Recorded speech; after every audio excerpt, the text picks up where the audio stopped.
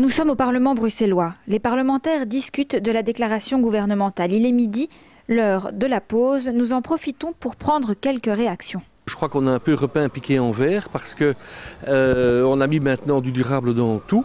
Alors bien sûr, nous OMR, on sait bien que la planète bleue c'est important, que le durable c'est important, mais je dirais cette déclaration gouvernementale, ni budget, ni planning, ni priorité, ni hiérarchisation de ce qu'on veut réaliser. En région bruxelloise, les caisses sont vides et les caisses ont été vidées par l'Olivier les 5 dernières années. Donc là, il y a un marché de dupes entre la majorité et les électeurs.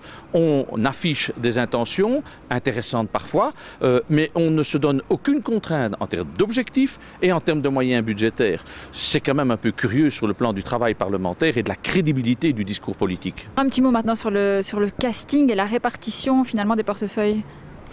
Donc, écoutez, on a quand même eu droit d'abord à une semaine de musculation où on a fait semblant de demander l'avis de tout le monde. Nous sommes quand même largement le premier parti à Bruxelles et nous sommes dans l'opposition. Ça n'est pas normal. Premier point. Deuxième point, on prend les mêmes et on recommence. Qu'est-ce qu'il y a comme élément nouveau? Les principaux ministres subsistent, les compétences aussi, sauf qu'elles sont encore plus morcelées qu'avant, donc c'est très mauvais. Le casting, ça c'est complètement fou. Aujourd'hui à Bruxelles, on sait qu'il y a un problème important de mobilité. Eh bien, on décide de nommer 2 ministres de la mobilité. Bonjour les dégâts, on va institutionnaliser l'immobilité.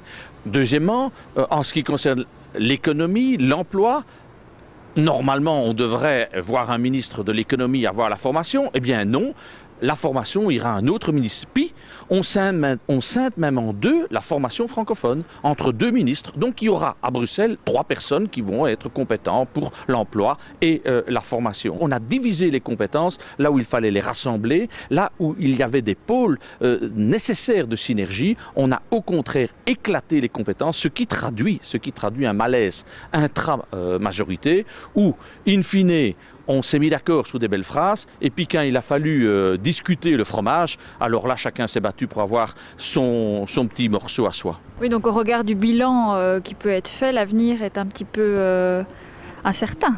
La presse a dit que l'Olivier était planté effectivement à Bruxelles, mais nous on se demande si l'Olivier ne va pas se planter dans cette législature.